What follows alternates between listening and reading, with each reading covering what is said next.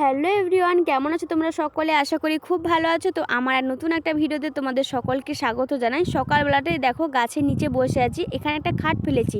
তো সকালবেলা বা রাতের বেলা এখানে বসলাম না, সামনে থেকে খুব সুন্দর একটা হাওয়া আছে, কারণ সামনে খোলা মাঠ। তার জন্য আজকে মা, বড় মা দিদির বাড়িতে যাবে। কাল দিদির ছেলের অন্নপ্রাশন, তো আজকে বিকেলবেলা থেকেই যাবে। তার জন্য বোন এখানে সকাল সকাল রান্না করেছে। আর দিদা আসবে ফোন করে রামগঙ্গা থেকে, তো বললো আসবে একসঙ্গে মায়ের সঙ্গে যাবে। কিন্তু পরে বললো যে এতটা পরিমাণ রোদ উঠেছে তো আসতেই পারবে না। তো বড় মা যখন বাড়ি থেকে বেরোবে, দিদাও বাড়ি থেকে বেরিয়ে একসঙ্গে যাবে। যাই হোক, এখানে রান্না বান্না করে আমি আর বোন দুজনে খাওয়া দাওয়া করে নিলাম। আর মা বিকেলে যাবে, তাই দিদির ছেলের জন্য মানে গিফট নিয়ে যাবে। তো আমাদের বাড়ি থেকে জামা প্যান্ট আর রূপোর চেনের ওপরে এই পদক দিয়েছে, মাছ লকেটটা ওটা দিয়েছে। তো বিকেলবেলাতে মা, বড় মা আর বড় মার দাদার মেয়ে, তো সবাই মিলে একসঙ্গে ওরা চলে গেল।